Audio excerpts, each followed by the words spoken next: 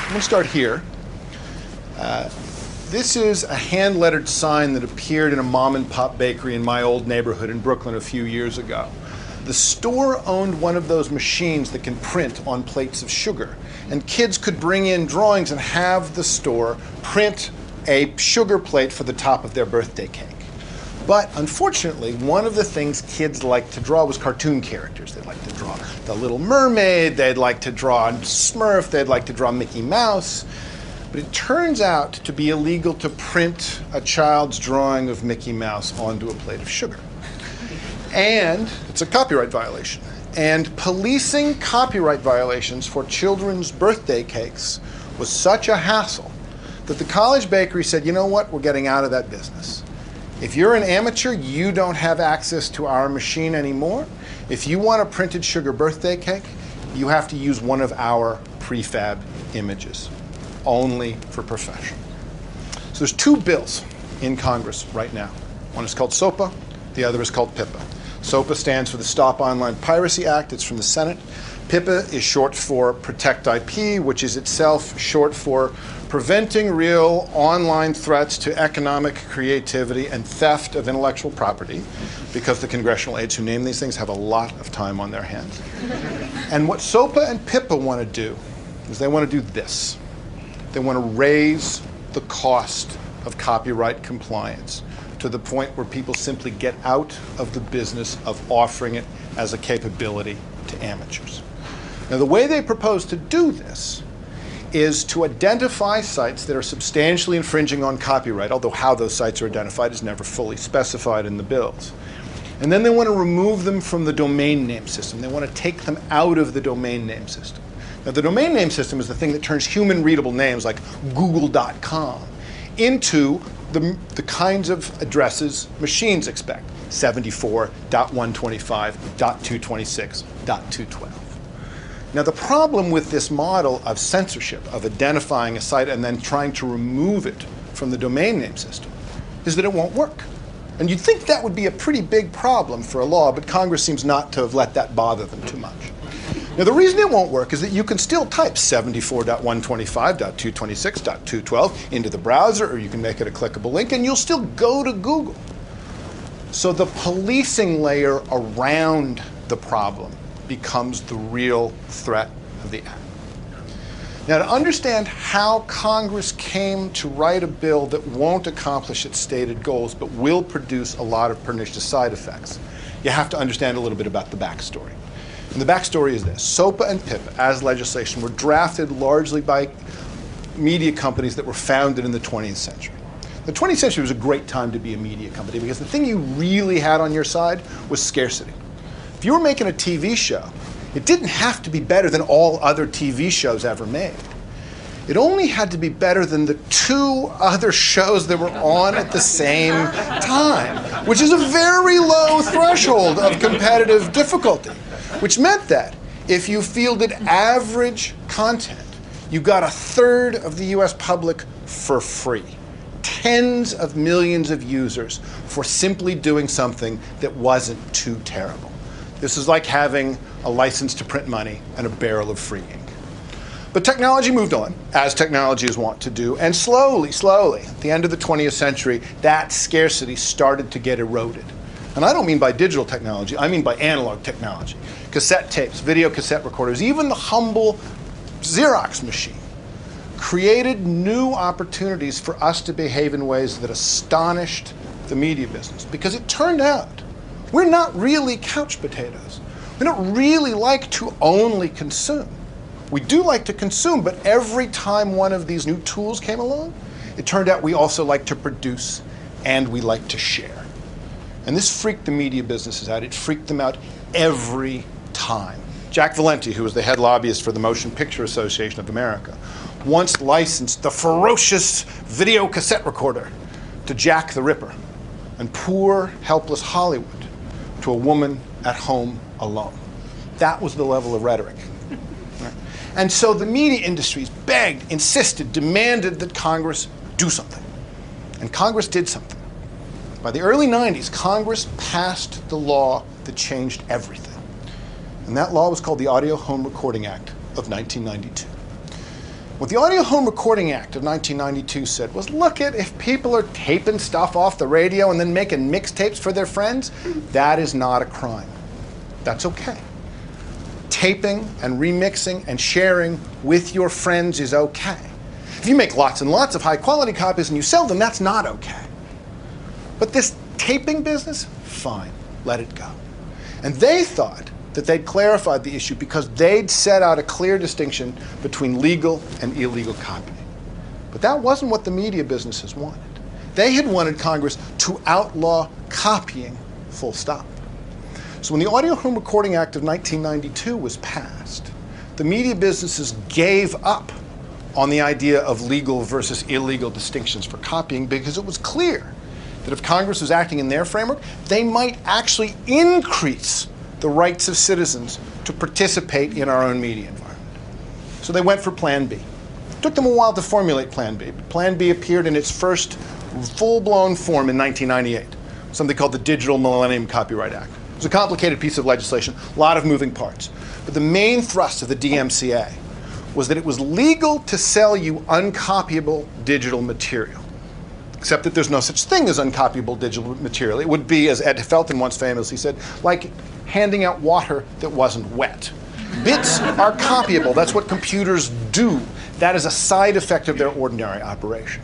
So in order to fake the ability to sell uncopyable bits, the DMCA also made it legal to force you to use systems that broke the copying function of your devices. Every DVD player and game player and television and computer you brought home, no matter what you thought you were getting when you bought it, could be broken by the content industries if they wanted to set that as a condition of selling you the content and to make sure that you didn't realize or didn't enact their capabilities as general purpose computing devices. They also made it illegal for you to try to reset the copyability of that content. The DMCA marks the moment when the media industries gave up on the legal system of distinguishing between legal and illegal copying and simply tried to prevent copying through technical means. Now, the DMCA had and is continuing to have a lot of complicated effects, but in this one domain, limiting sharing, it has mostly not worked. And the main reason it hasn't worked is the internet has turned out to be far more popular and far more powerful than anyone imagined. Right? The mixtape, the fanzine, that was nothing compared to what we're seeing now with the internet. We are in a world where most American citizens over the age of 12 share things with each other online. We share written things, we share images, we share audio, we share video. Some of the stuff we share is stuff we've made. Some of the stuff we share is stuff we've found. Some of the stuff we share is stuff we've made out of what we've found. And all of it horrifies those industries. So PIPA and SOPA are round two. But where the DMCA was surgical, we want to go down into your computer, we want to go down into your television set, down into your game machine, and prevent it from doing what they said it would do at the store. PIPA and SOPA are nuclear. They're saying we want to go anywhere in the world and censor content. Now the mechanism, as I said, for doing this is you need to take out anybody pointing to those IP addresses. You need to take them out of search engines. You need to take them out of online directories. You need to take them out of user lists. And because the biggest producers of content on the internet are not Google and Yahoo, they're us. We're the people getting policed. Because in the end, the real threat to the enactment of PIPA and SOPA is our ability to share things with one another. So what PIPA and SOPA risk doing is taking a centuries-old legal concept, innocent until proven guilty, and reversing it. Guilty until proven innocent. You can't share until you show us that you're not sharing something we don't like. Suddenly, The burden of proof for legal versus illegal falls affirmatively on us and on the services that might be offering us any new capabilities. And if it costs even a dime to police a user, that will crush a service with 100 million users. So this is the internet they have in mind. Imagine this sign everywhere. Except imagine it doesn't say College Bakery. Imagine it says YouTube and Facebook and Twitter. Imagine it says TED, because the comments can't be policed at any acceptable cost. The real effects of SOPA and PIPA are going to be different than the proposed effects. The threat, in fact, is this inversion of the burden of proof, where we suddenly are all treated like thieves at every moment we're given the freedom to create, to produce, or to share. And the people who provide those capabilities to us, the YouTubes and Facebooks, the Twitters and TEDs, are in the business of having to police us or being on the hook for contributory infringement. There's two things you can do to help stop this. A simple thing and a complicated thing, an easy thing and a hard thing. The simple thing, the easy thing is this. If you're an American citizen, call your representative, call your senator. Now, when you look at the people who've co-signed on the SOPA bill, people who've co-signed on PIPA, what you see is that they have cumulatively received millions and millions of dollars from the traditional media industries. You don't have millions and millions of dollars. But you can call your representatives, and you can remind them that you vote, and you can ask not to be treated like a thief, and you could suggest that you would prefer that the internet not be broken. And if you're not an American citizen, you can contact American citizens that you know and encourage them to do the same. Because this seems like a national issue, but it is not. These industries will not be content with breaking our internet. If they break it, they will break it for everybody. That's the easy thing. That's the simple thing. The hard thing is this. Get ready, because more is coming. SOPA is simply a re-version of COICA, which was proposed last year, which did not pass. And all of this goes back to the failure of the DMCA to disallow sharing as a technical means. And the DMCA goes back to the Audio Home Recording Act, which horrified those industries.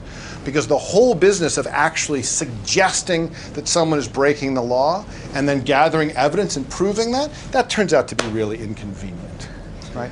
We'd prefer not to do that, says the content industry. And what they want is not to have to do that. They don't want legal distinctions between legal and illegal sharing. They just want the sharing to go away.